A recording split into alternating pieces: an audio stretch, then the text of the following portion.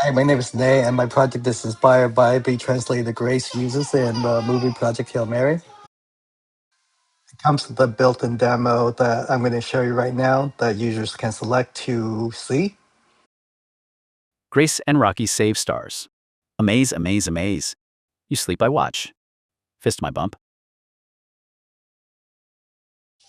Here's a quick walkthrough of the code. It's pretty simple. It starts with a sample dictionary, a few functions, and a few user-friendly items that I added, such as like when you do Control C to exit, you get a friendly goodbye message.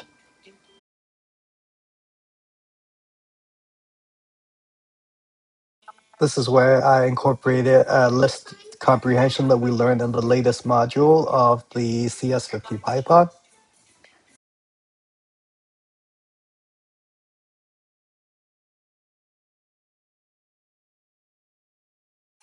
Overall, this is a fairly straightforward script. I did create an object-oriented version, which I'll include the link to the GitHub repo, which was a bit easier to build since didn't need to pass the dictionary back and forth. For testing, I'd created two dictionaries, a starting one and an ending one.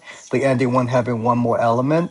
The reason for that is I needed to use it to test the start point and end point to make sure that the functions are working properly.